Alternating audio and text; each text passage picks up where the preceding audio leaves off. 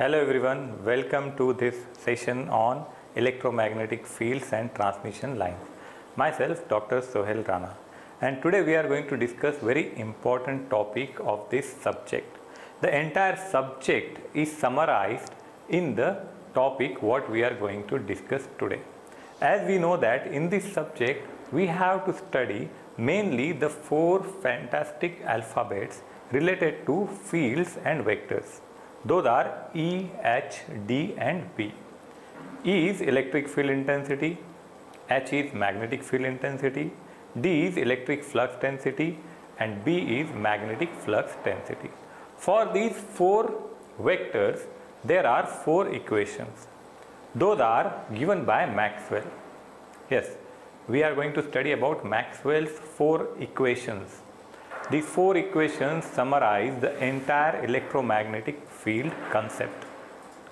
So there will be a question related to Maxwell's equation where you may be supposed to answer or derive the equations in point form and integral form. So today we will divide this session into two parts. In first part we will see the derivation of first two equations, equation 1 and equation 2. In this session we require the knowledge of del operator and Stokes theorem, divergence theorem and topics related to density, which we have recorded and shared earlier in the topic named the details of del operator and related terms. So let us begin with this session. As we know that we are representing a point P, that is our charge, which is a tiny object. If we zoom it for 3D illustration, we are imagining it as a big sphere. This charge is core of everything in our branch. Maxwell's equations are also dealing closely with the behavior of charge. One charge, a single charge, is represented by Q. If we have so many charges placed in one after one, it will constitute a line. And this line will have number of charges. Its density will be given by rho L, that is the line charge density. If we connect so many lines together, then it will become a surface. So in that case, the charges enclosed in that surface will be termed as rho S, that is surface charge density. And if we connect so many surfaces together, we will get a volume.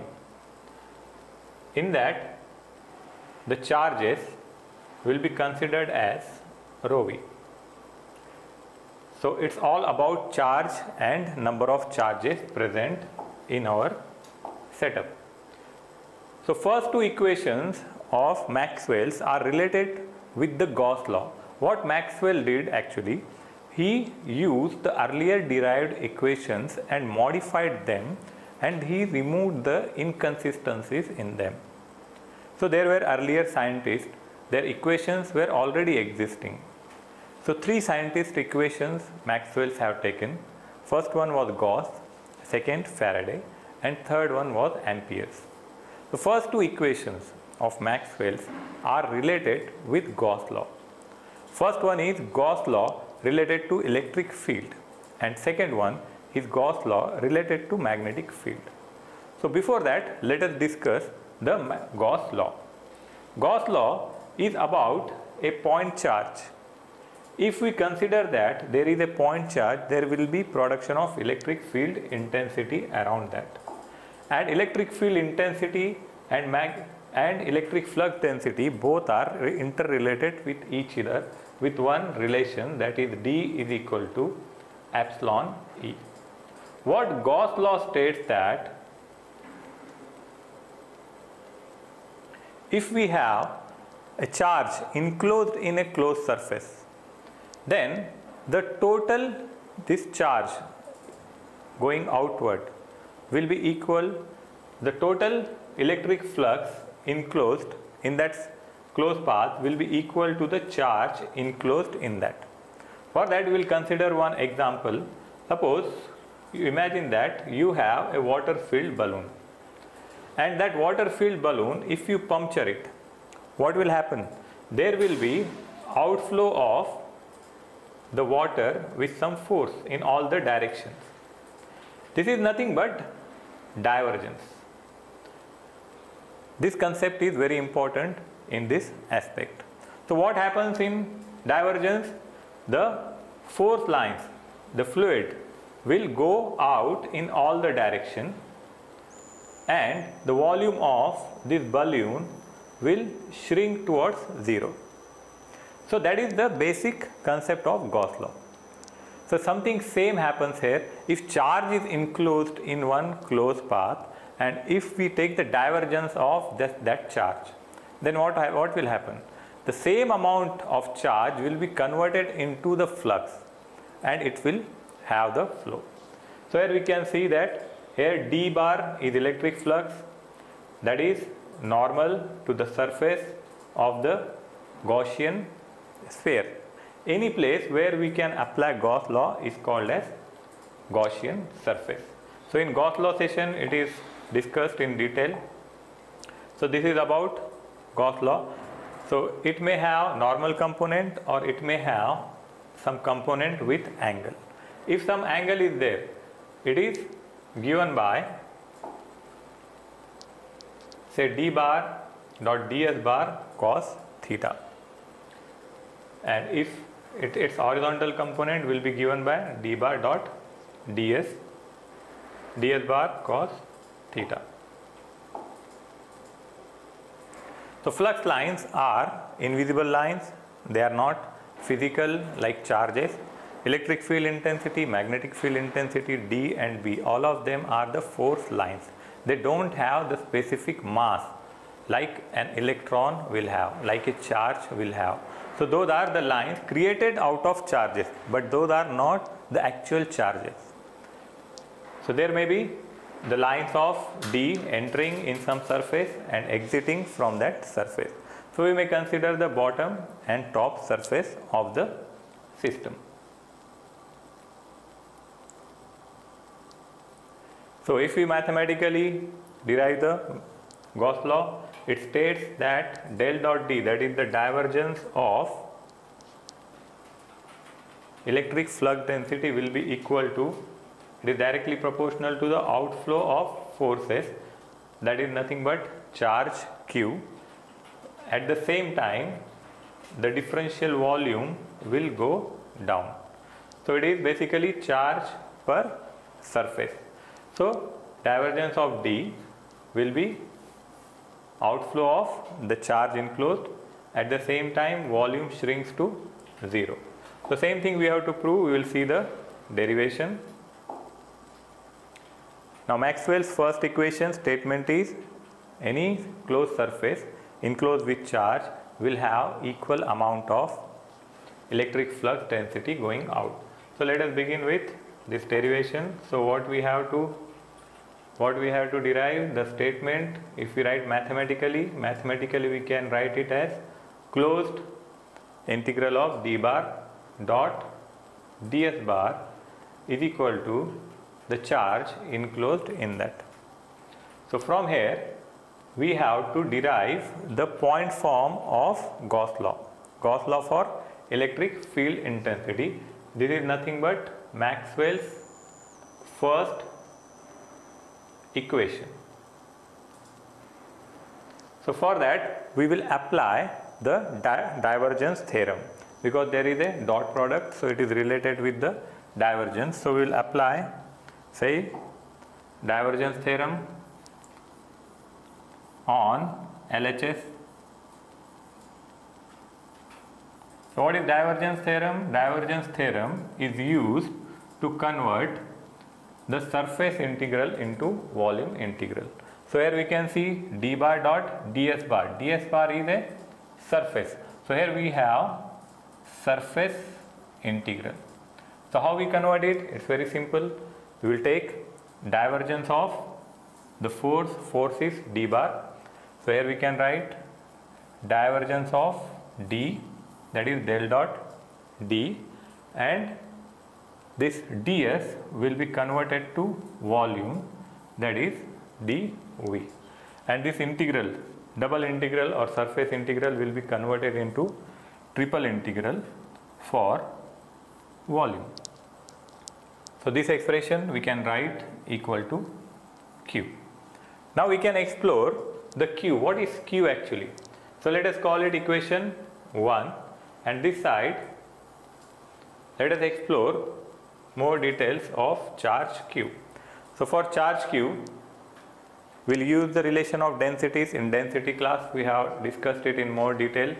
So charge, suppose we have volume. In this volume, charge is enclosed, that will be called as rho v. And what will be the amount of rho v?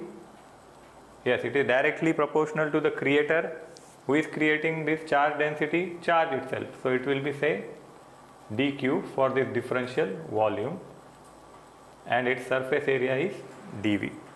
So from here, if we want to calculate equation for dq, what will be dq equal to? This term will go this side, so it will become dq is equal to rho v dv. This is for differential charge dq. To find out overall charge, so what we will do to find out total q? We will take integration of this term, so that we can find out q. So q will be equal to, this is volume, so there will be triple integration of rho v dv. Let us call it equation 2. So we can keep equation 2 value of q in equation 1. So we can compare. You can see in place of q we will keep the value in terms of volume charge density. So what we can write here? Say here we have volume integral of del dot d into, once again I will write. So here we have volume integral of del dot d into dv equal to, again, volume integral of rho v dot dv. So now we have made same type of integral at both the sides.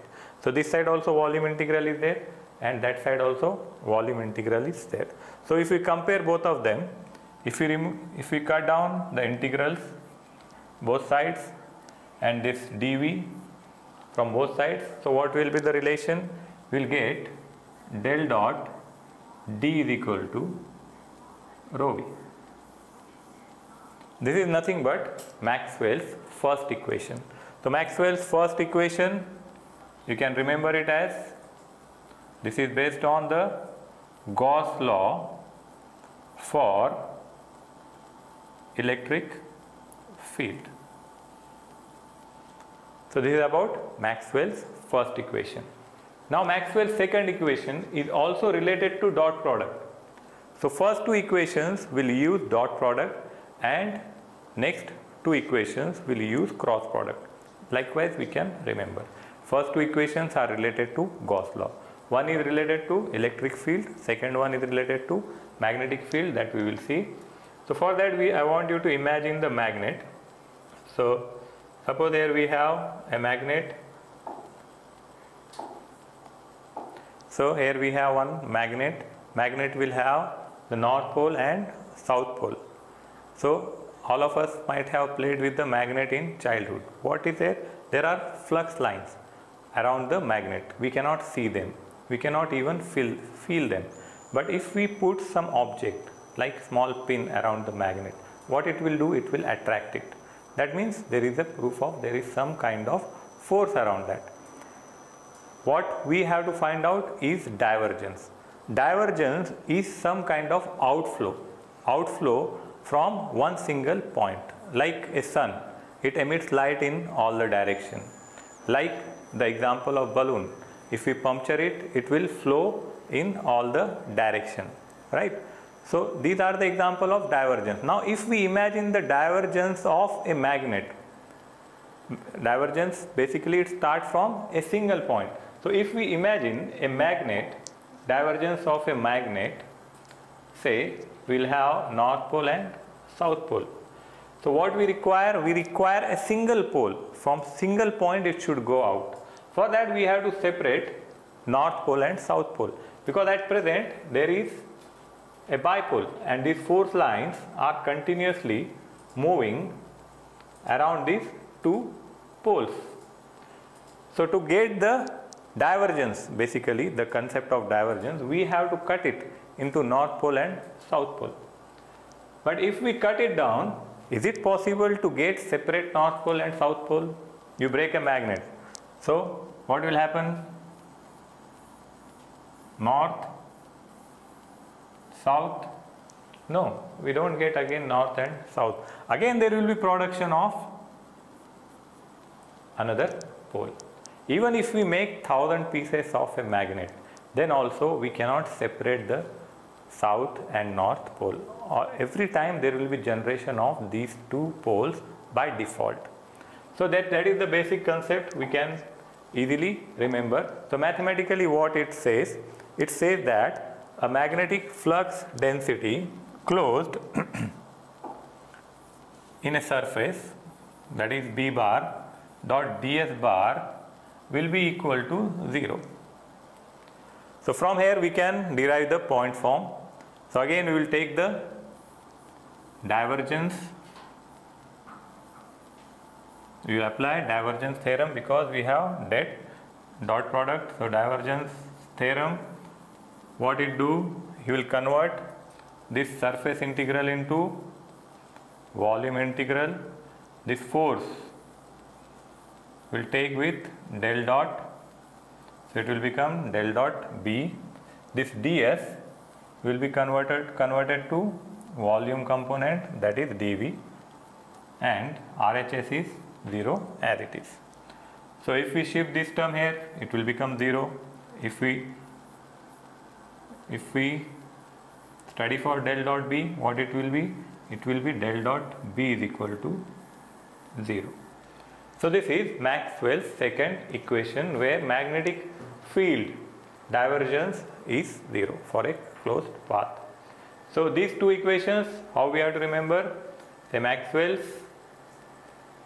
equation 1 and Maxwell's equation 2. Equation 1 is related to electric field. What is electric field intensity? It is D, del dot D is equal to rho V, and Maxwell's equation 2 is related to magnetic field. Magnetic field, where it is del dot B is equal to 0. Both of them use divergence theorem. Both of them are related to Gauss law. One is related to Gauss law in electric form, and another one is related to Gauss law in magnetic form. So this is about Maxwell's first two equations. Now in coming session we will discuss another two Maxwell's equation, and based on that there are some sub questions which may be asked. So that also we will discuss in the coming session. So thank you very much. Have a good day.